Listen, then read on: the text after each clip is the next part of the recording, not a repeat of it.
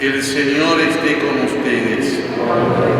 Lectura del Santo Evangelio según San Marcos.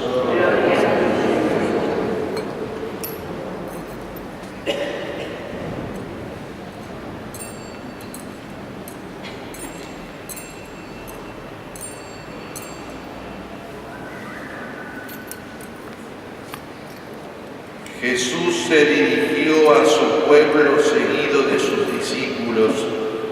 Cuando llegó el sábado comenzó a enseñar en la sinagoga y la multitud que lo escuchaba estaba asombrada y decía: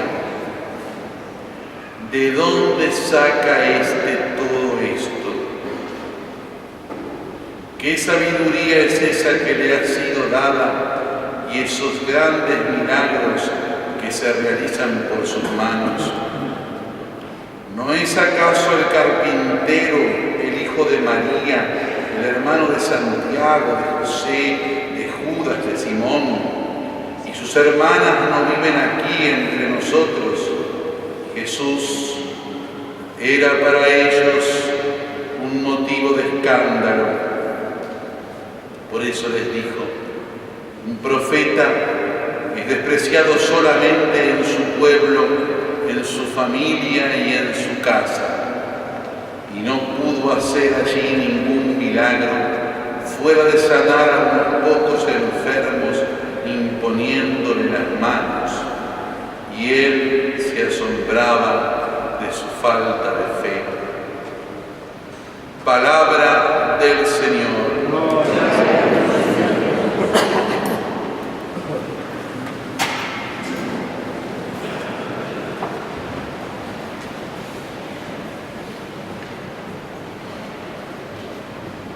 Este pequeño inconveniente con una gran consecuencia, que es ciertamente la fe en Jesús, perfecto Dios y perfecto hombre, tiene a lo largo de la historia como tres escenarios distintos. Por un lado, este escenario inicial, ahí, en el momento en que Jesús está en Nazaret.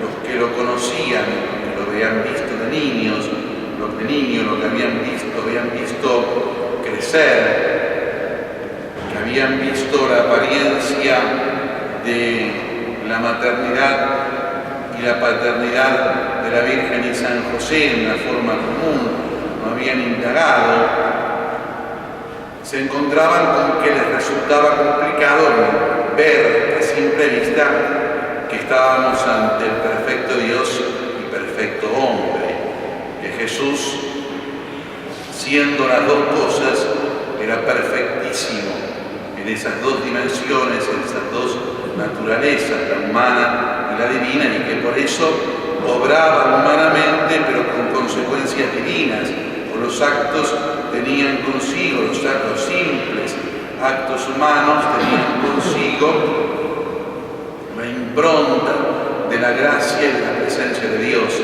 El primer escenario en donde este problema se lleva adelante.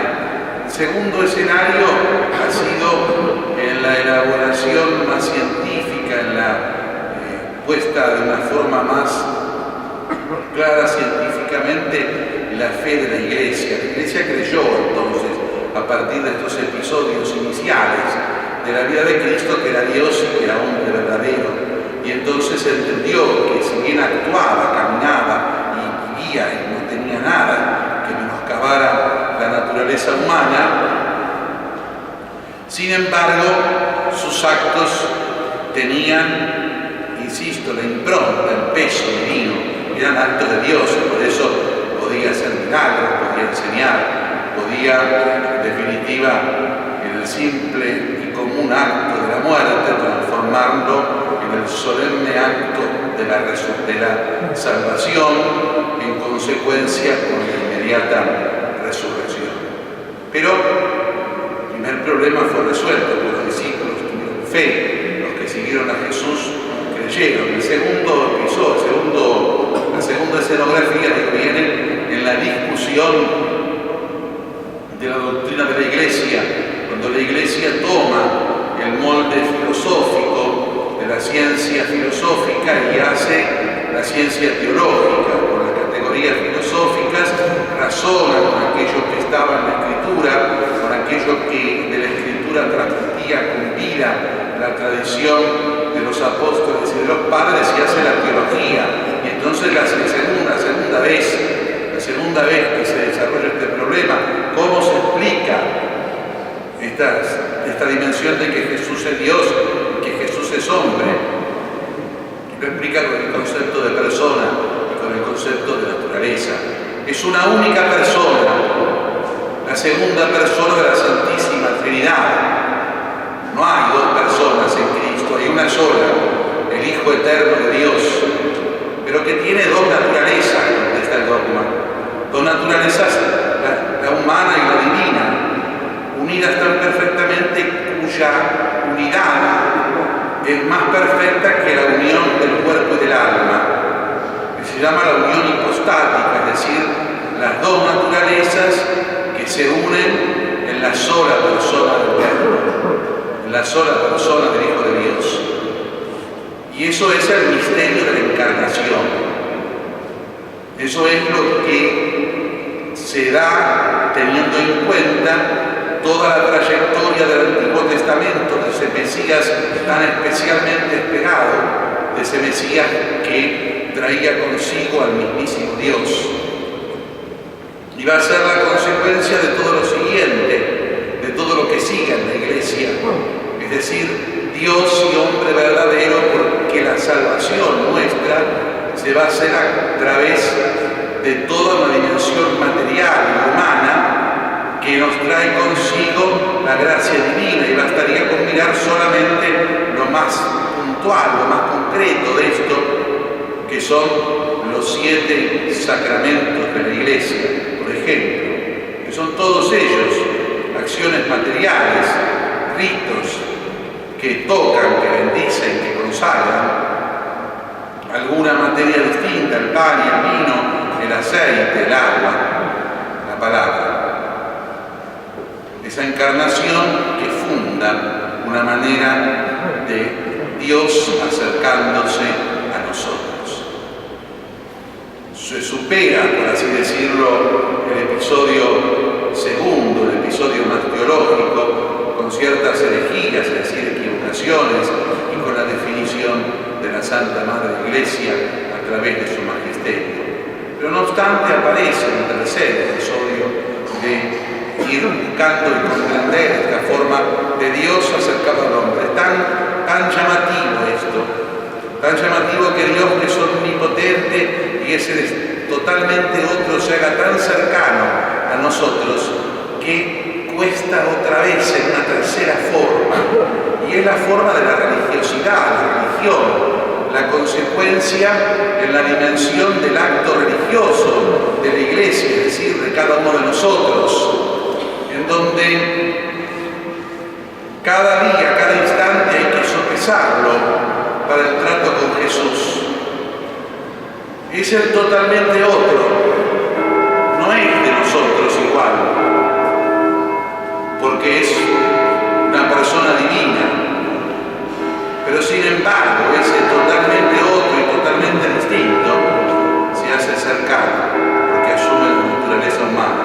Y por eso nosotros, fíjense, como espontáneamente en la oración, en el trato de cada día, intentamos siempre liberarlo. Acudimos a Jesús con palabras humanas, acudimos a Jesús con palabras cercanas, acudimos a Jesús con confianza, una confianza casi que no la tendríamos con otro, porque sabe hasta la más mínima dimensión de nuestra interioridad. Como hablamos con Jesús, no podemos hablar con otro, porque sabemos que nada lo podemos engañar, porque lo que decimos está al instante, puesto en escena con nuestros propios actos, con nuestras propias intenciones, más todavía con lo más interior nuestro, que Él está mirando y que Él ve. Por eso es a quien más confianza le tenemos, pero sin embargo acudimos a ese que a quien más confianza le tenemos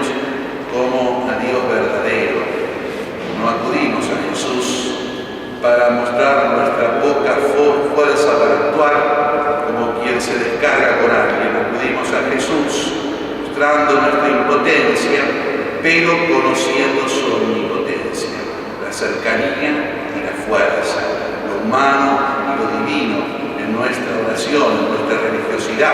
Lo mismo en la misma escena está la implementación de la acción de la Iglesia a través de la pastoral misma, es decir, de lo que la Iglesia hace.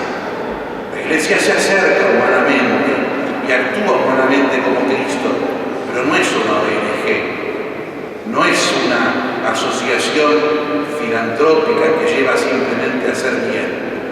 Cuando hace bien lo tiene que hacer completo, es decir, le acerca el bien humano, por decir cualquier ejemplo, un plato de comida, pero le acerca con ese plato de comida el amor de Dios, y le acerca al que ahora tiene el reconocimiento del rostro de Cristo, y le acerca la fe.